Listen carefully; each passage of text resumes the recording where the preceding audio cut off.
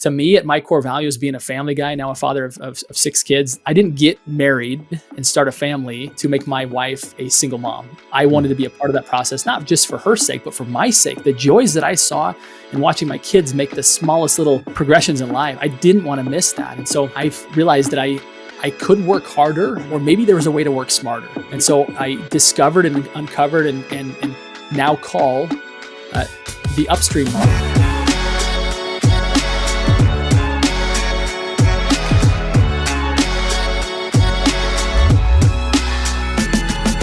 What's up, everyone? Welcome to the Driven Podcast. I am your host, Cameron Hodge, and today I am joined by a very special guest, someone that I regard to very highly, not only in business, but also as, a man of God and family. And, Justin is, I think, a revolutionary in the industry in a lot of ways. He is creator of the upstream model, which may not be a new concept, but it's a concept that he systematized and definitely founded through many methods. And he also has a book called The Upstream Model, which is how I first heard of him.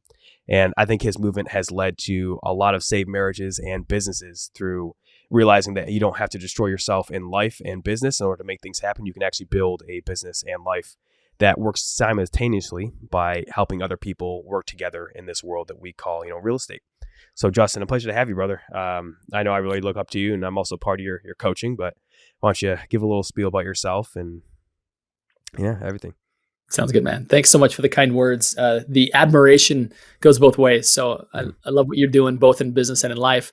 And I see massive upside in where you're headed. And whoever's listening to this, stay close to this guy because he's going to continue to do great things at home and great things in business. So again, appreciate the opportunity. So my background was raised in an entrepreneurial family. And one of the things that I look to now as my parents were on a fast path to becoming statistics for not good reasons. My mom was expecting my older brother when she was a junior in high school. My parents were not married at the time. And it just looked like a total train wreck happening right in front of them. Well, they got married and faced the hard facts of life and ended up having us 3 kids, had a wonderful marriage for 22 years, have now gone their own way and found spouses that were more maybe better suited for them. But here's the interesting part of that story is that they, in that process, my mom went on to build a 7-figure business and my dad an 8-figure business. And from nothing but a high school education and just hard work and learning from other people. And I looked at that and it's inspired me to think bigger about what's possible for me. If I had their shoulders to stand on, how much further can I go? And I think about that with my kids. If I can take this endowment that's been given to me, which is the example of my parents, and do something great with it, how much further can they go and how much more impact in the world can they have standing on my shoulders? So I take that very seriously, that entrepreneurship is much more than just providing freedom and income for a family. It's about creating an impact and inspiring another generation of people to see what's possible, that they can actually pursue a dream and a passion that's their own, not that an employer gives to them. So that has inspired me. I, from an early age, became a land developer home builder by working for somebody else who had done that. Within a few years, I knew that I enjoyed more the home building side. And so I left and started my own business. I was building luxury custom homes. And in that process, I uncovered that there was a fairly challenging situation. I was 25, looked more like I was 18, and trying to convince multimillionaires that they should impart their life savings with me to build their dream home. And from my ignorant perspective or limited perspective, I thought that would be easy until I tried to do it. And they're like, "How old are you?" And all of a sudden I realized that this was going to be more challenging than I thought. And I realized that the shoreline, if you will, to use a metaphor, was really crowded with other builders. And I had a couple of options. Number one, I could just work really, really, really hard, like work my face off and kind of set my family aside to make it work. And that was kind of what people had told me. And it sounds like that's what they told you as well. It's like, hey, you can't have both. You have to make a decision and your family has to be okay with it. That you're not going to be present for a number of years. To me, at my core values, being a family guy, now a father of 6 kids, that I didn't get married and start a family to make my wife a single mom. I wanted to be a part of that process, not just for her sake, but for my sake. The joys that I saw in watching my kids make the smallest little, progressions in life, I didn't want to miss that. And so I've realized that I could work harder and harder and harder and harder, or maybe there was a way to work smarter. Maybe there was a way to where I could have both. And so I discovered and uncovered and now call the upstream model, which is rather than competing where everybody else is at, where it's crowded and it's mostly based on price and timing and how fast can you do it. Instead, it's who are professionals in the industry who already have deep relationships with their clients.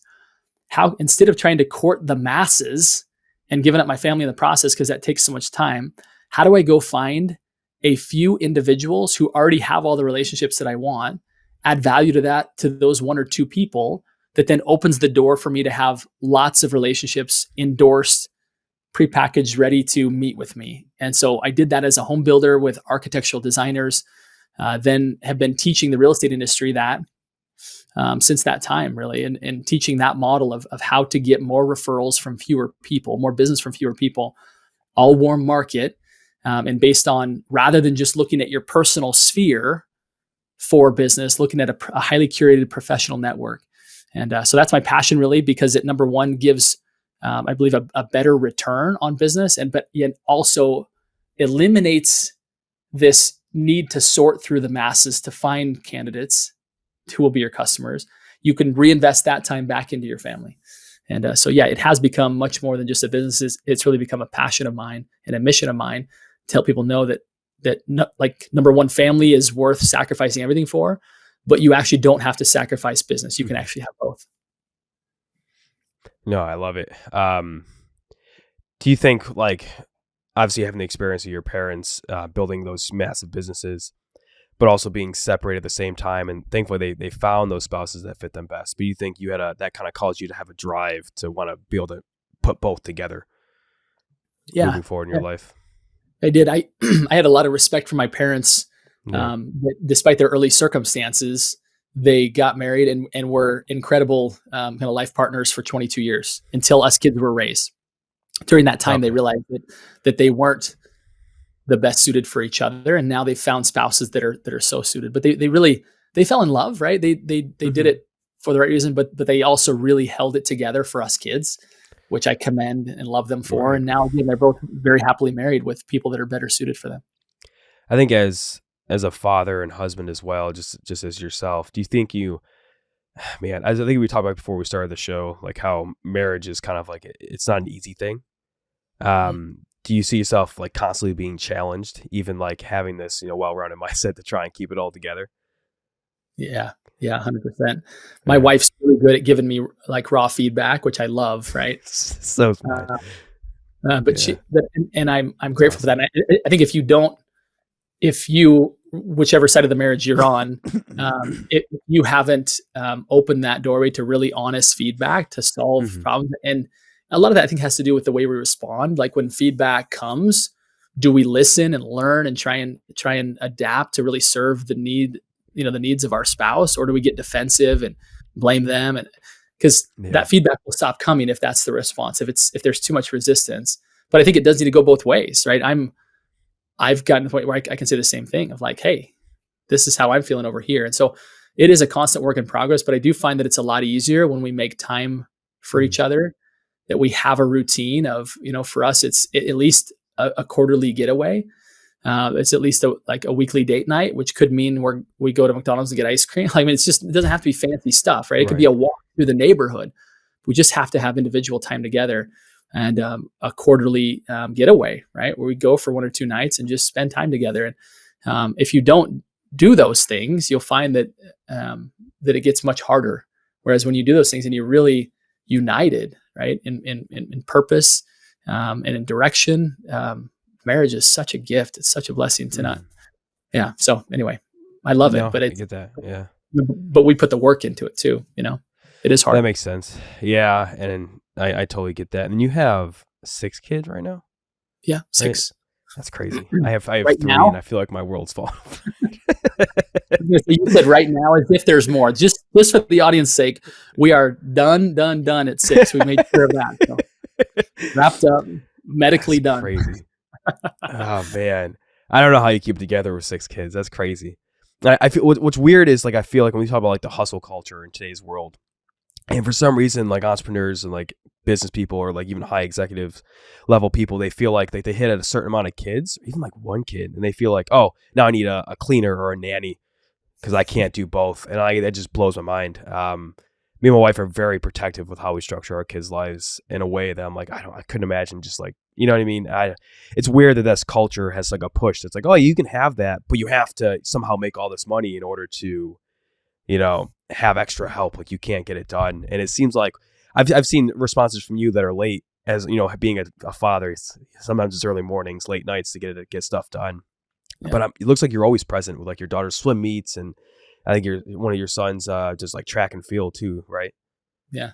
Yeah. I mean, it goes back to the metaphor of the big rocks. I think we've all heard that. It's from the 7 Habits of Highly Effective People. Right. Stephen Covey, the late Stephen R. Covey, who's one of my favorite mentors, but he talked about like if something is like the most important things need to be treated like big rocks that we put in first. And so all every week we have family council on Sunday night where we'll say, okay, what's upcoming this week? And then at the beginning of sports season, I'm putting all of those activities in my calendar, and they show up as an appointment to where other people can't schedule around that. And I'm heartbroken when I mess something up and I got it wrong on the calendar and I can't be there. And oftentimes I'm going back to whatever appointment saying, look, I've got a conflict. I'm so sorry. Here's what it is. It's my son's track meet. And it's amazing how people respect that, and I try to not, inconvenience clients too much, but I do think that if anything in life, if it's a priority, you'll find a way to be there. And I don't get also kind of this concept of outsourcing parenthood. Now I have told my wife at times, just get a house cleaner, right? Like, but I think yeah, I've told the same thing. I mean, even for the bathrooms, like just right. Like laundry. It doesn't have to be just you anyway. So, No. and it's not like we Right. believe strongly that the best way to raise kids is to like have them not just feel like a lot of work for us, but to feel like we have a lot of workers, right? That like if they're going to be productive citizens, that starts the day they're born, right? It doesn't start like as they're heading out the door of like, oh boy, I hope they know how to clean and cook. It's like, no, like, hey, it's what's for dinner tonight? My 10-year-old. And she's like, well, okay. And she, now sometimes my 10-year-old is way more competent than my older sons, but that's a different topic.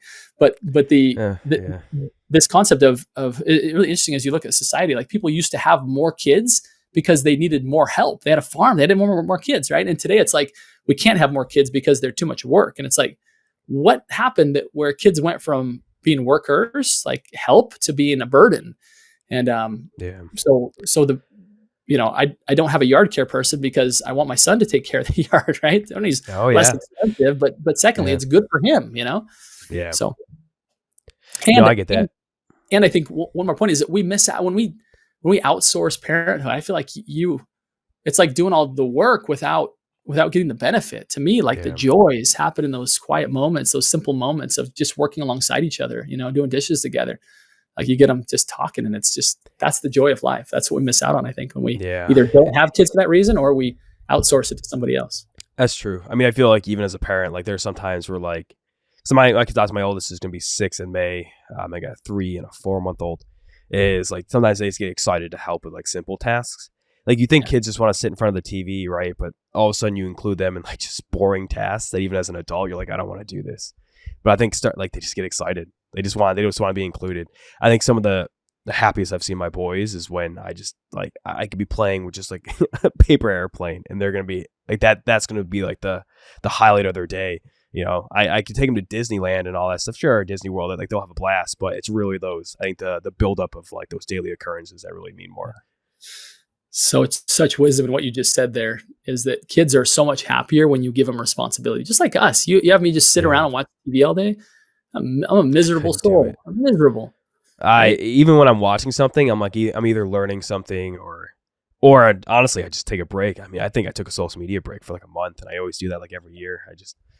I just need to dump myself from it, because you just get so roped up in society nowadays. Like there's so much negativity, and there's only so much I can control. And I think that's my biggest concern is, keeping my family unit strong and the beliefs. Also, obviously having 3 boys is like keeping that bond together, because even like obviously my life, did you have any siblings growing up? Yeah. So there were 3 of us. So I was the middle child. I had an older brother, younger sister.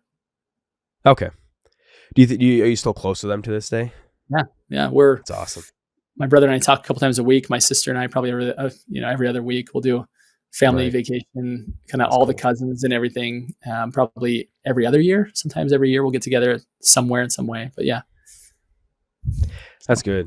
It was just great to see like family so tight. I feel like it's such a rare thing nowadays. I Mhm. mean, people even get amazed. How old were you when you had your, actually thought popped in my head. How old were you when you had your first kid? So we got married at 24. I Okay. was 26 so a couple years after that, we had our first child. So I mean, 26. obviously, um, you're older than me, but do you feel like some people were like, was it still like viewed as like that's young? Because I feel like nowadays, like if people consider kids, I have friends, they're like, oh, 35, I'll consider having my first kid. Was it still kind of viewed as young when you had your first? Yeah. Maybe not. Probably depends upon kind of the social circles that you're in, but I think because For of my sure. my faith, it wasn't as young That makes maybe sense. perceived as it would be in other circles, But yeah, I've definitely heard that of like, wait, what? You have 6 kids? How old are you? Right? Well, I've come to Um, notice those that are very strong in their faith mhm. don't find it crazy. Yeah. I think before the military, I used to go on the rabbit hole of like not being super faith, even though I was raised and baptized and all through that. But I think, well, military brings a lot of things out of people, but it definitely built that foundation for me. And Yeah. then you're right. Once you get into that circle, like it's not weird. People are like, oh yeah, like you're doing like your role on this earth. It's Mhm. like it's to pass on what you learned and build Yeah. them to be better than you. And yeah, so that's a good point. So it's true. But I feel like a lot of people view it as like if you're under 30, it's young for some reason, or you have to have a massively established career, which I don't think is necessarily the case. Yeah. I mean, I think some of the beautiful parts as I look back at my life, right, was my wife and I living in a basement apartment together when we weren't making much money. We're going to school. And then we moved into a little 3 bedroom, two bath house Mm-hmm. with our first child. Right. I mean, just cost us $145,000 the whole house. Right. And it was like Oh, those bring were that special back. times. Right. I know. Right. She was a nurse and I was finishing up uh, school and was working for a builder at the time and it was like those are awesome moments. Like I look back on that where, you're working hard to it's hand to mouth and it's okay, right? And kids growing up in that, I yeah, think it's good for them. I think it's good for them to know that mom and dad work hard. And I don't know, I wouldn't I wouldn't delay if you want to have a family and you want to have if family life is important to you. Don't delay because of that. I think you'll miss out on some great moments of really starting from scratch together and building something great together. damn. I look back at, and I'm curious to get your experience on this. When I had my first, I was still in the military at the tail end, so there was that. But I man, I feel like I didn't spend enough time with my first because being a new dad, you just get so like you're not good at balancing. And I don't think there's no perfect balance, but did you think that in the beginning, like you had like it was like kind of like a rough road getting used to being a father and like trying to kind of rope everything together? Yeah, I even feel like that now at times. Like I'm It's true. Yeah. constantly trying, and I try to not be hard on myself. But I Mhm. have found the the times where I'm the best dad and I get the most joy from it, and my kids and I really connect is when I can put my phone down and I can really be present, listening to them. Just last night, my 10-year-old daughter and I, she approached us first of the week. She's saying, "Hey, this week is my half birthday. Can we go on a daddy daughter date?" And we've never celebrated half birthdays before, right? This is like the first time ever. And I was like, cool, like that sounds fun. Like I've never done Yeah. that before. And she says, oh, by the way, I want sushi. I like all my friends are talking about sushi. Hmm. And we had to like go to a different town to get sushi. That's how simple our life is.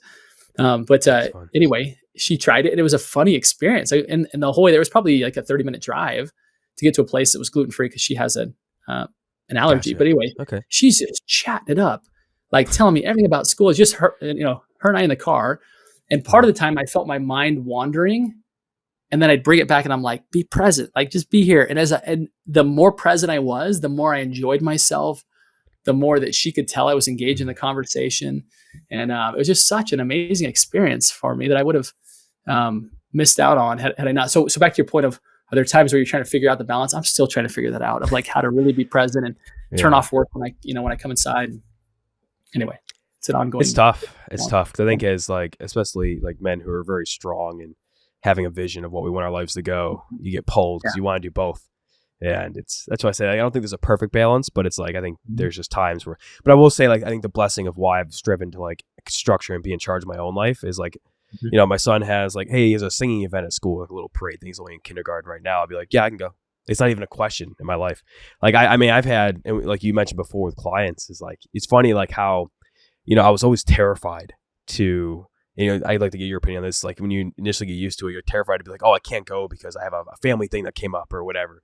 And you think you get, but what's funny is like clients seem to be actually more respected of you when you actually have that barrier and that balance. Is that something you've kind of noticed when you started to lay those barriers and guidelines for your clients and all that? Yeah, 100%. Especially what even ends up happening is you end up attracting the clients that you actually have a lot in common with, right? Like guys like you who I've got a ton in common with, right? We're men of faith, we're men of family, and we also want to kill in business. And it's like those are the kinds of people I want to be around anyway. And if they're really put off by the fact that I'm going to be stepping into a swim meet midday because it's districts, and like they're just not my people, right? No offense, it's just not, right? Yeah. So I think you just get okay with just being authentically yourself. And the cool thing is you end up surrounding yourself and working with people who are your peers and people who you really can learn from and want to be like and learn from and teach and all that. So that's true. Yeah. It's weird how like you might be like one person, but then you like the more you can be yourself, the more like doors just open up. I mean, yeah, it's crazy. I mean, that's how I found you, I think, with getting close to, our Jesse, a mutual friend. And then, I think he interviewed you once and I was like, oh yeah, this is it. Mm-hmm. I'm like, I've been kind of doing it anyways, but not systematized. And yeah, it's been a crazy journey, trying to formulate everything. Going back to like the upstream model, not to derail anything there, but obviously like you're very big on, you work with a lot of title reps and agents and lenders, but really, I mean, this model kind of applies to like anyone in business, really, I'd say. Yeah. I think especially if you're a small local business, I mean, what are your thoughts on that? Yeah, absolutely. In fact, I've heard, people have different names for different models. Yeah. Some people I've heard kind of in the internet marketing space, people call it like the Dream 100 concept, right? Where you've got like who are the top influencers, who are the top people that can open up big doors for you, who have already put together your people, right? You just have to go add value to that one person so they open the door to the rest. So, this isn't a new concept or one that's exclusively for the real estate industry. It's really any business that says, you know what, I prefer working warm market, right? I'd rather have an endorsed referral coming to me as opposed to me chasing a whole big pile of leads, right? I think most people are like that. They prefer that. Yeah. And where most people get to is it's like, but the scalability, I only have so much time to build relationships. How do I make this work? And that's where you can find the people who already have influence over a group of people, add value to that person, and that person opens the door to their people. So absolutely. I think everything from, the beauty salon to the chiropractic clinic to the florist, you just ask yourself, who are my ideal clients and who are those people already in relationship with just before they're going to need me? Go find that person, add value to them, and find a way to take your value and integrate it into their client experience. So it's a super easy, natural introduction for the other party. And it's really as simple as that. And oftentimes we overcomplicate it, but that's it, right? Yeah. What do you think are some of the biggest barriers that people put up when trying to do like the model that you've created, whether real or fictitious? Yeah. I think one of the biggest things that we fight in general is falling back into common, is that we've heard for so long what we should say. So for example, to take a common real estate agent, right? Which is when they'll say, look, I help people buy, sell, and invest in real estate. And I'm never too busy for your referrals, right? Now, there's nothing wrong with that line. It's worked wonderfully for decades for a number of people. But when you take that, which was really designed for your personal sphere, and you take it to a business owner, right? Or another professional, and you come in and I'm here to help people buy, sell, invest in real estate. They already know a dozen people that are doing that, right? So you're not uncommon in that regard.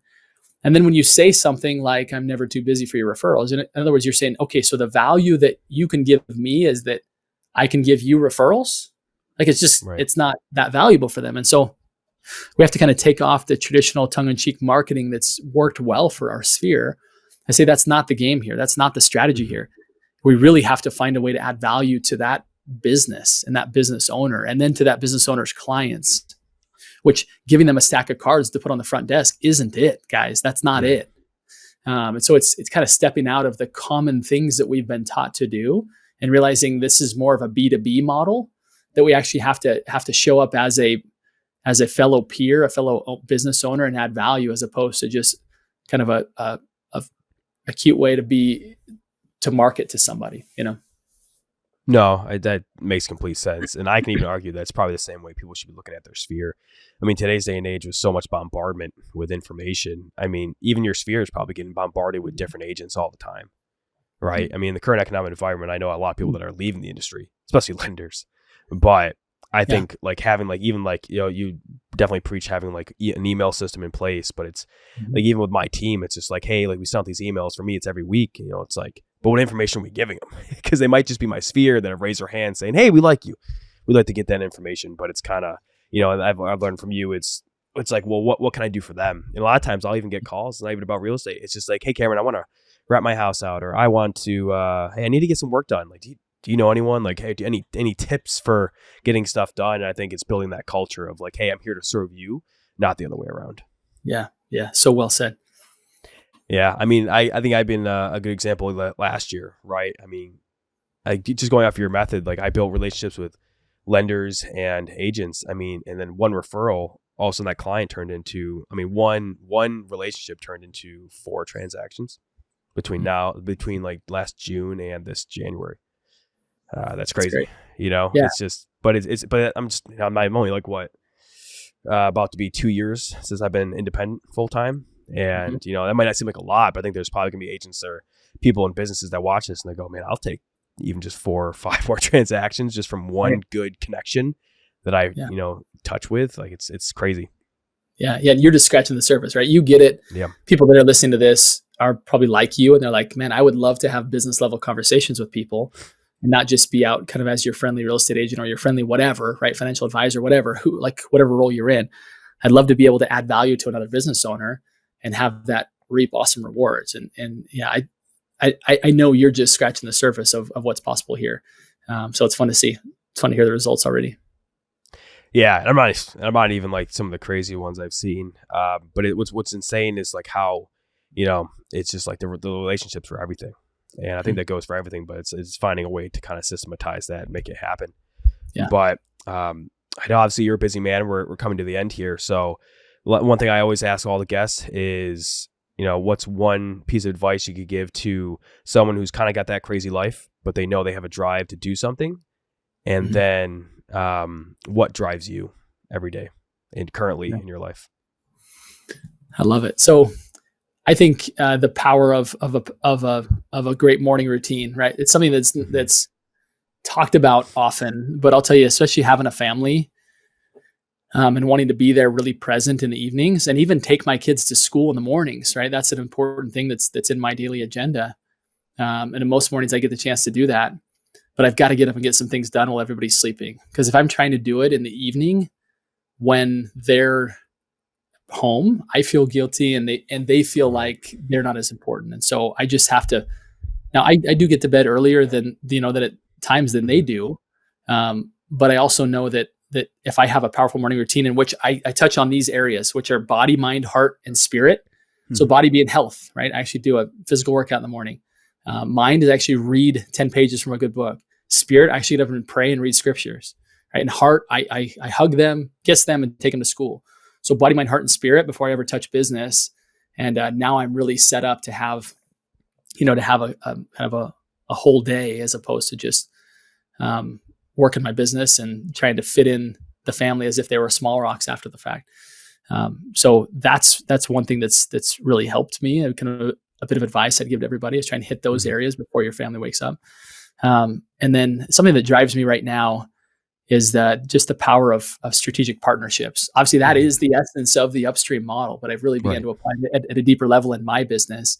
And there's some partnerships that are forming right now that are allowing me to take this message to a scale that I never dreamed possible. And I think that's what happens when you start to really look around to say, who can I add value to?